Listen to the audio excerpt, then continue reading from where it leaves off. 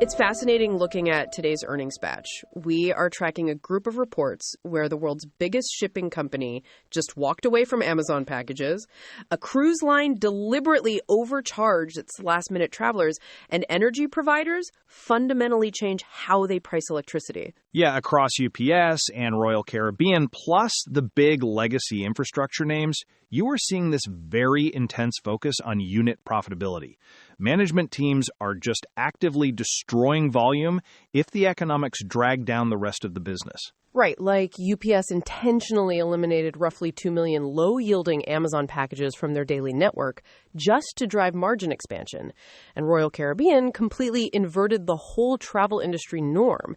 Instead of offering desperate discounts to fill empty cabins, they're now charging late booking passengers a structural premium. Which proves that a high-margin operating leverage relies strictly on punishing bad customers. But UPS actually took it further on the cost side. They absorbed an $891 million financial hit to permanently eliminate 78,000 operational roles.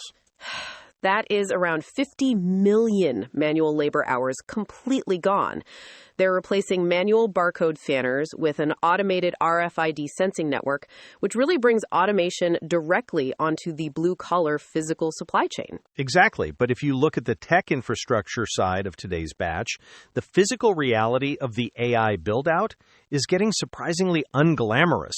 Demand is colliding with basic power math and physical storage. Right. Bloom Energy declared that traditional electricity pricing is completely obsolete for data centers.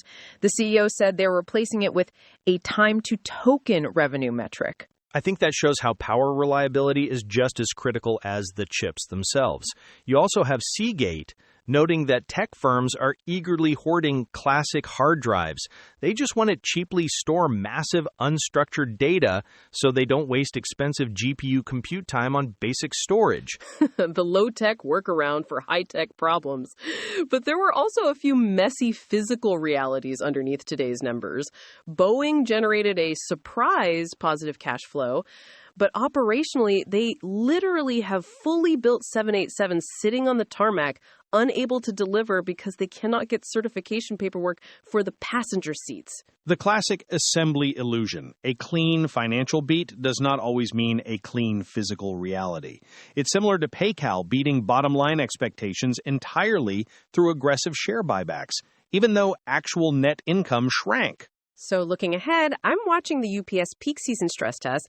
We have to see if their newly installed RFID network can physically handle the massive holiday volume surge without those human roles they just permanently eliminated. And Boeing's cash flow next quarter is going to be tight. They barely stayed positive, but they have a massive Department of Justice penalty payment hitting the balance sheet soon. The margin for error is gone. The individual company episodes in the feed have the full call-by-call transcripts, pulling exactly how executives are adjusting that physical warehouse tech and repricing data center energy. We'll catch you next time.